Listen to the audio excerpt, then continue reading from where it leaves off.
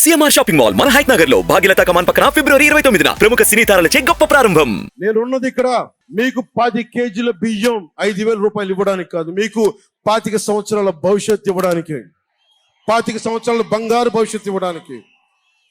10,000 పథకం చేతిలో పెట్టి 10,000 రూపాయలు మీ చేతిలో పెట్టడమా, లేదంటే మీకు 1,00,000 రూపాయలు సంపాదించే మార్గం చూపించడమా అని మీరు నిర్ణయించుకోండి.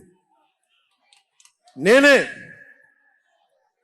మా అన్నయ్య నాకు యాక్టింగ్ ట్రైనింగ్ ఒక స్కూల్లో పంపించాను. నాకు డబ్బులు సంపాదించుకునే మార్గం చూపించాడు, పని చేసే మార్గం చూపించాడు. ఆ పని చేసే మార్గం చూపిస్తేనే మీకు భవిష్యత్తు ఉంటుంది. నాలాంటి వాడు ఆ పని చేసే మార్గం ఉండబట్టే కౌలు రైతులకి ఇన్ని కోట్ల రూపాయలు స్వచ్ఛందంగా ఇవ్వగలిగాం. అలాగే మీ చేతుల్లో కూడా డబ్బులు ఉండాలి, భవిష్యత్తు ఉండాలి, సంపాదించుకునే మార్గాలు ఉండాలి.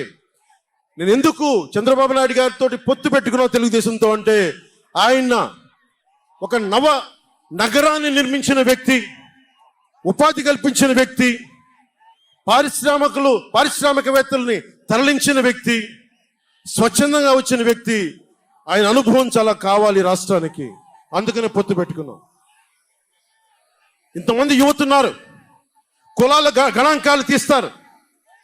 ఏ కులంలో ఎంతమంది ఉన్నారు, ఎవరికి ఓటేస్తారని గణాంకాలు తీస్తారు. కానీ ఇక్కడున్న యువతలో ఎంతమందికి ఏ ప్రతిభ దాక్కుని ఉంది, ఎంత సమర్థత దాక్కుని ఉంది, వారి ఆస్పిరేషన్లు ఏంటి, వారి ఆశలు ఏంటి, వారి ఆశయాలు ఏంటి, ఏ ఒక్కరన్నా అడిగారా ఈ రోజు దాకా? జగన్ అనేవాడు వచ్చి అడిగాడా ఈ రోజున? మీరు ఓట్లు వేయండి 5,000 పడేస్తాం, మీరు ఓట్లు వేయండి మీకు 500 రూపాయలు రోజు పెన్షన్, మీకు డబ్బులు పడేస్తాం అనేవాడే తప్ప మీకు ఏం కోరికలు? భవిష్యత్తుకు 25 సంవత్సరాల తర్వాత మీకు ఎలాంటి ఉద్యోగాలు ఇస్తే బాగుంటుంది, ఎలాంటి స్కిల్స్ ఇస్తే బాగుంటుంది, ఏ ఒక్కనాడైనా ఆలోచించాడా? యువ ముఖ్యమంత్రి అంటే దేనికి? బంధులు పెట్టడానికి అది యువ ముఖ్యమంత్రి? మీ యువతకు చెయ్యని వాడికి మీరు వెంటబడే ప్రయోజనం ఏంటి? నా అభిమానులకు కూడా చెప్తా ఉన్నాను, నన్ను కాదని మీరు జగన్కి ఓటేశారు మర్చిపోను. ఈరోజున మీరు సఫర్ అవుతున్నారు, నేను కాదు. మీ భవిష్యత్తు కోసం వచ్చాను నేను రోడ్ల మీదకి. శుభ్రంగా కోట్లు సంపాదించుకునే మార్గాలు ఉన్నాయి నా దగ్గర, యాక్టింగ్ స్కిల్స్ ఉన్నాయి. అన్ని కాదు అనుకొని ఎందుకు వచ్చాను? అరే నేలే, మన మనుషులే, మన వాళ్ళే, తప్పన పెడితే నేను 2 చోట్ల ఓడిపోయాను. 2 చోట్ల బాధ లేదు, నిలబడ్డా. 2 చోట్ల ఓటమి బాధ మీకు ఎలా ఉంటుందో తెలుసా? ఒక ఎగ్జామ్ పోతే మీకు బాధ ఎలా ఉంటుందో విద్యార్థికి తెలుసు.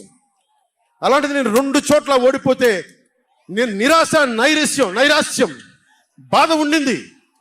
ఒకటే గుర్తుపెట్టుకున్నా, ట్రైన్లో డర్బన్లో దక్షిణాఫ్రికాలో గాంధీని ట్రైన్లోంచి గెంటి వేయబడ్డ గాంధీ గారు గుర్తొచ్చారు. ఏ ఆటుపోట్లు తీసుకోకుండా మన పార్టీని నడపలేం, అవమానాలు తీసుకోకుండా ముందుకెళ్ళలేం. వారందరినీ స్మరించుకొని వారి స్ఫూర్తితోటి ఈరోజు నిలబడే ఉన్నాం, బలంగా నిలబడి ఉన్నాం, ఒక కంటకుని ఎదుర్కొంటా ఉన్నాం.